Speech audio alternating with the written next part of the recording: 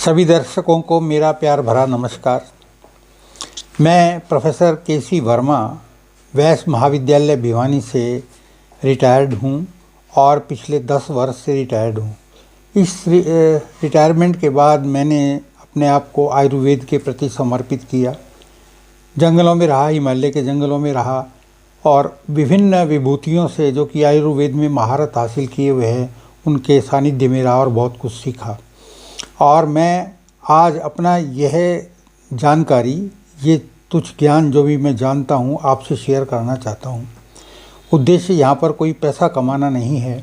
उद्देश्य सिर्फ ये है कि ज्ञान मात्र से ही अगर आप स्वस्थ रह सकें, अगर आप अच्छे रह सकें, अगर आप बीमारियों को दूर कर सकें तो ये हमारे लिए बहुत बड़ी उपलब्धि है और यही हमारी अर्जन है आप लोगों से।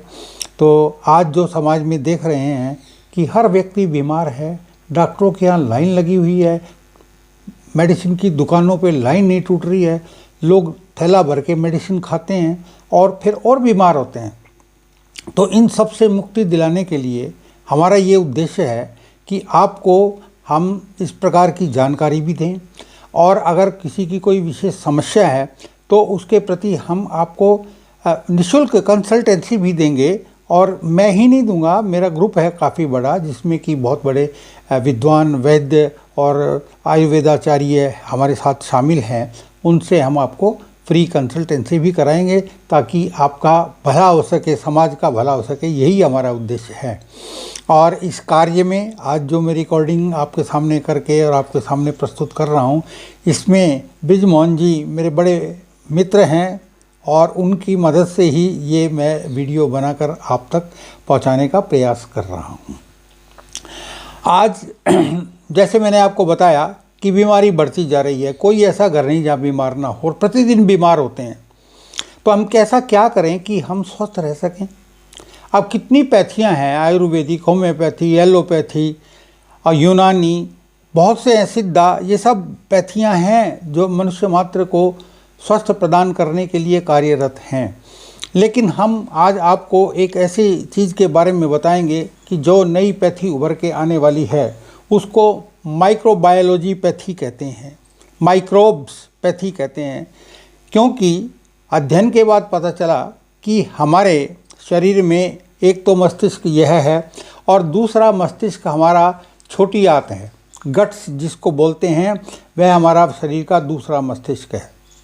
क्योंकि खाना पीना जो भी कुछ हम करते हैं उसके बाद वो भोजन पच के और रसों में परिवर्तित होकर छोटी आंतों में जाता है और वहीं से इसका शोषण होता है, जिसमें पोषित पदार्थ भी होते हैं लेकिन विषैले पदार्थ भी होते हैं। तो यहाँ पर इन संगठनों को अलग रखने के लिए और ताकि आंतों के माध्यम से जो भी शोषित किया जाता है वो सीधा रक्त में मिलता है जाकर। अगर विषैले पदार्थ रक्त में चले जाते हैं तो वो बीमारियों का कारण बनते हैं। इसलिए हमारे शरीर की जो सुरक्षा प्रणाली है उसका 60% हमारी छोटी आंतों की सुरक्षा में लगा रहता है। हमारे बॉडी के वाइट सेल वहीं पर रहते हैं और हमारी गट में इतने बैक्टीरिया हैं कि आकाश गंगा से भी ज़्यादा बैक्टीरिया हैं जो कि हमारे शरीर के बेनिफिशियल हैं। कुछ हम अपने लिए खाते हैं, कुछ हम उनके स्वास्थ्य के लिए खाते हैं। अगर वो स्वस्थ हैं तो हमारी आंतों का स्वास्थ्य भी ठीक रहेगा और हमारे शरीर का स्वास्थ्य भी ठीक रहेगा।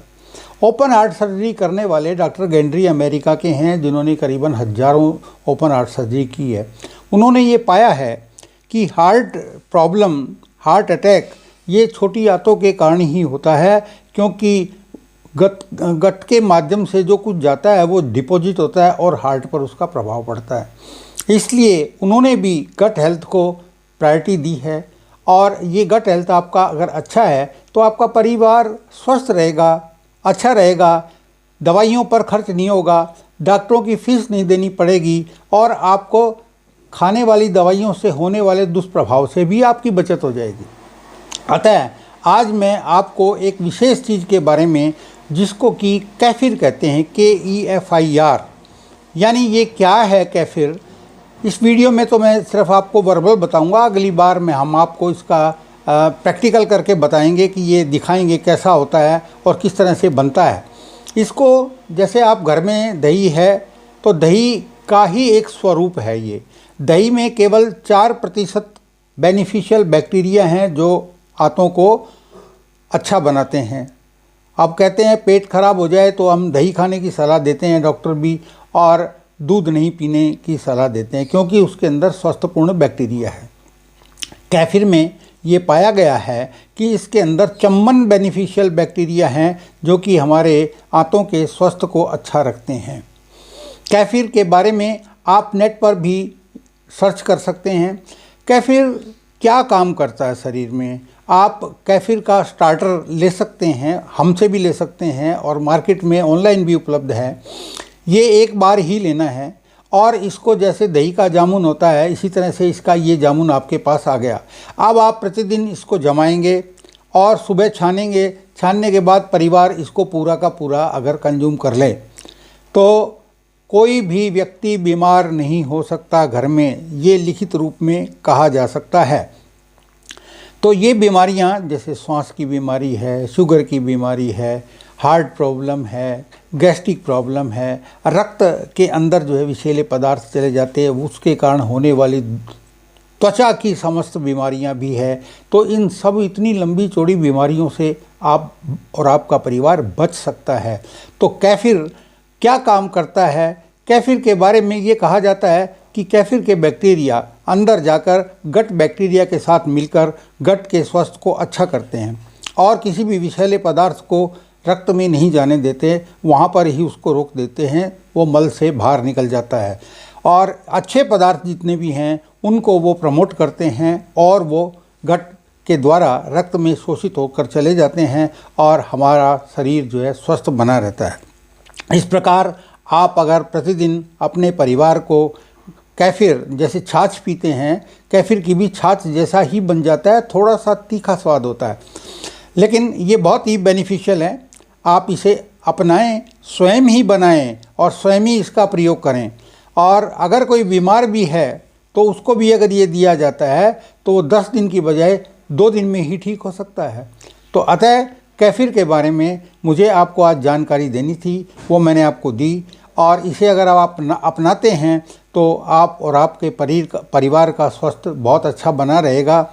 और लेने के बाद आप अपने मित्रों को भी ये स्टार्टर दे सकते हैं ताकि उनका भी परिवार स्वस्थपूर्ण बना रहे।